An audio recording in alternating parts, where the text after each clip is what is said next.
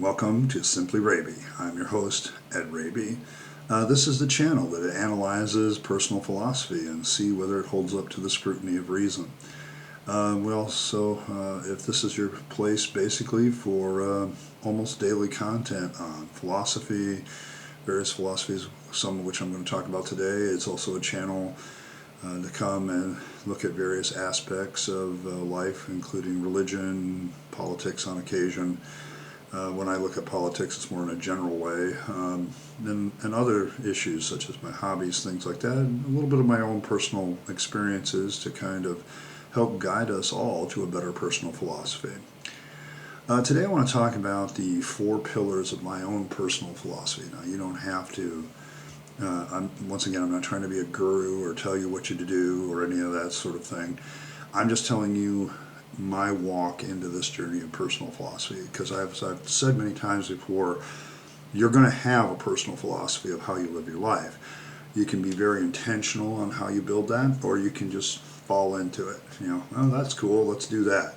Or you can be more like me, where you're kind of like, okay, is that part of my personal philosophy worth anything or not? Okay, so today I want to talk about the 4 pillars of my own personal philosophy that I've been working on, and I'm going to go in the order of who's been around the longest of these pillars, and then the more recent additions last, and why I've added them. The oldest pillar in my own personal philosophy is probably minimalism. And I think I picked up minimalism through Christianity in some respects, through some various Christian authors. I think Richard Foster is still around. I used to read his book, Freedom of Simplicity, and Celebration of Discipline was a big thing back in the day, and The Challenge of the Disciplined Life, which used to be called Money, Sex, and Power.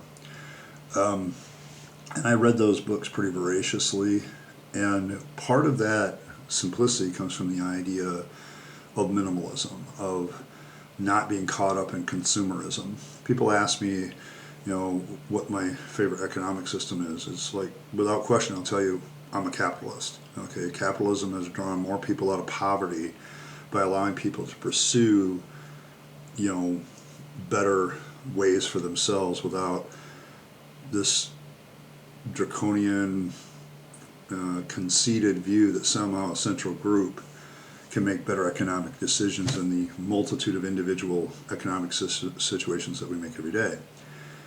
But my reaction to capitalism is also anti-consumerism. I think a good capitalist learns how to make money based on actually genuinely meeting people's needs, not creating things that just appeal to people's wants.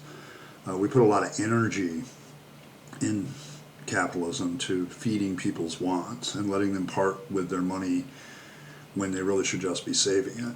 And there's a lot of aspects of that. So minimalism is kind of my counter to consumerism, because it's like I began even back then in my Bible college days to realize how you can spend money on a bunch of crap that doesn't matter very quickly. And it really is a very, it's been around that long.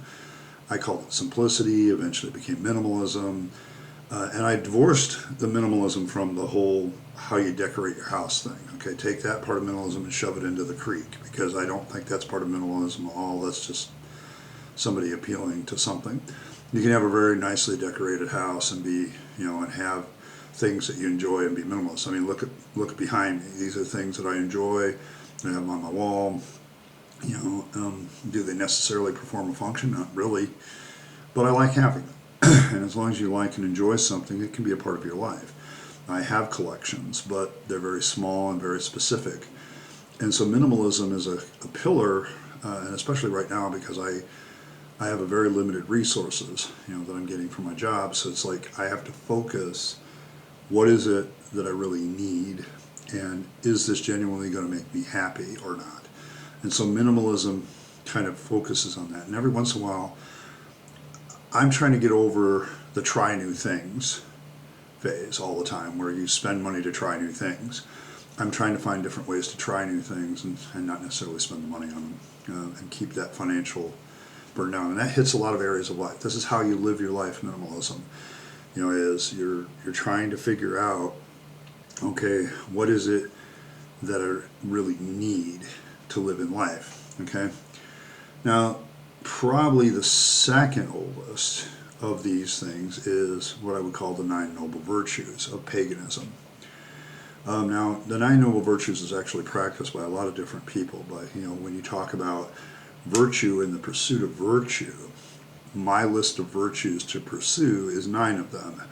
And I got that from studying Viking paganism, Asatru, all that stuff. And there's a pagan philosophy that is a part of my pillars. And after becoming an atheist, it was like I need a code.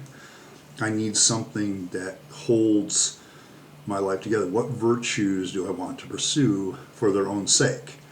Okay, because they're good virtues, and we'll get more into that.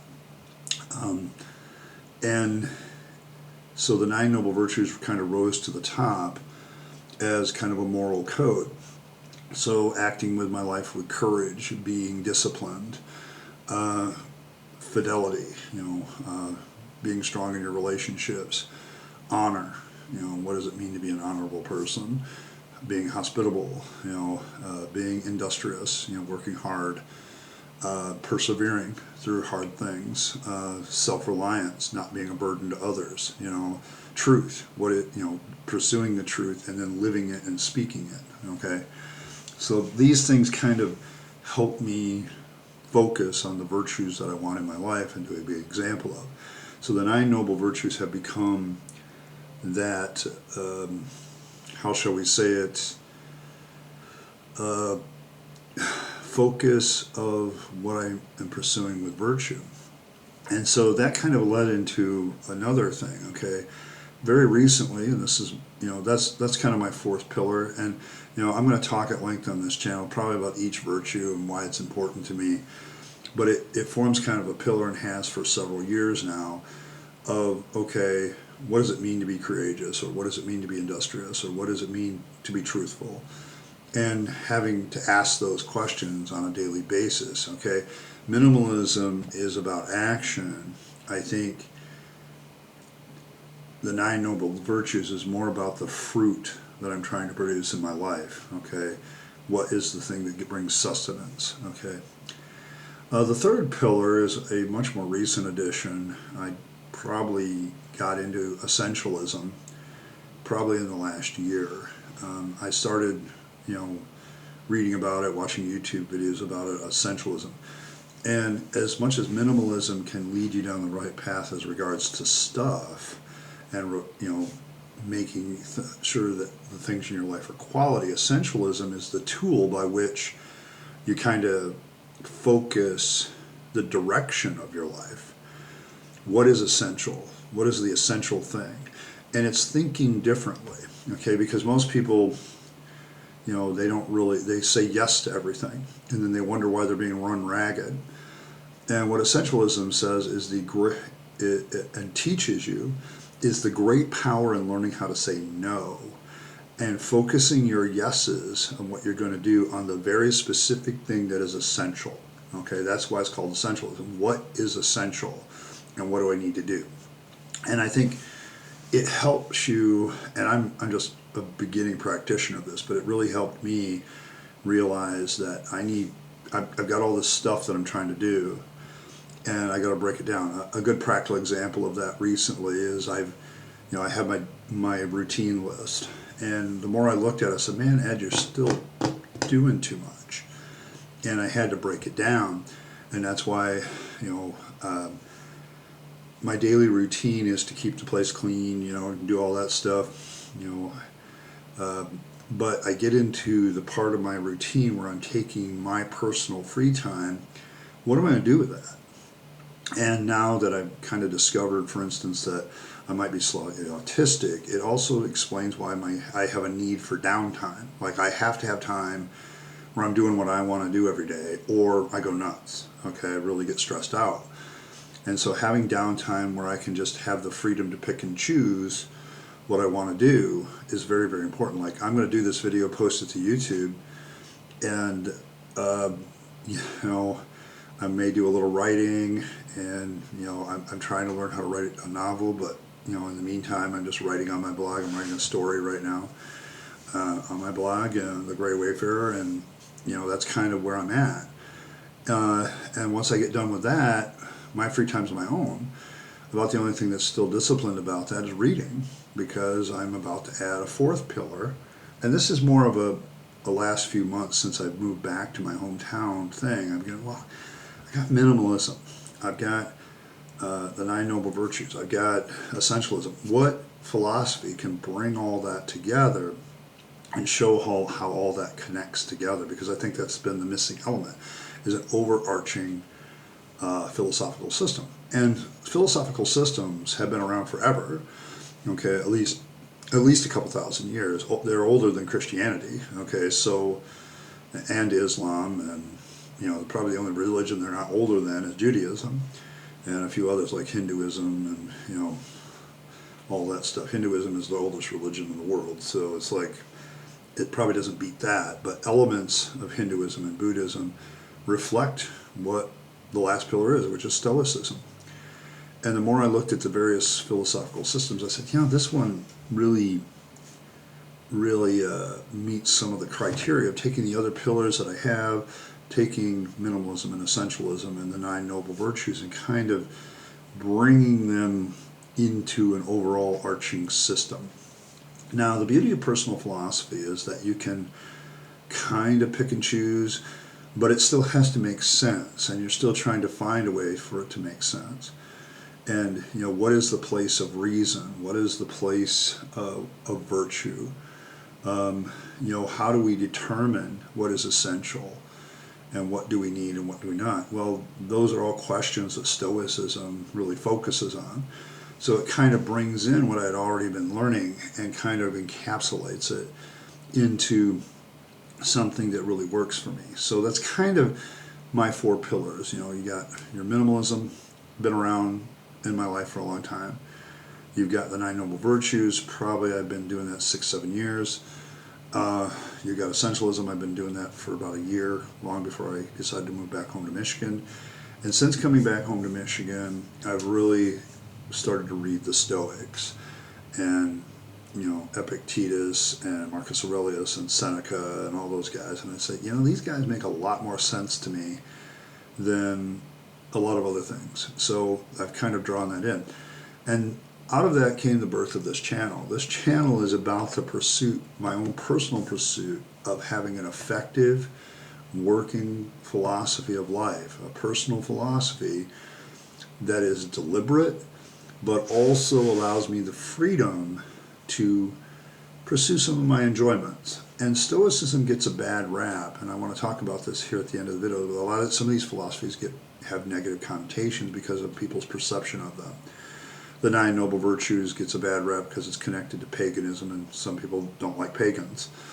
Minimalism, you have that extreme asceticism, like some sort of monk in a monastery, and that doesn't necessarily correlate with minimalism. Minimalism also gets a bad rap in a modern version because of its connection to a certain decorating style of your home, or there was some talk of some of the minimalist channels recently. Is minimalism finally leveling out and plateauing out, and will it start to see a downturn?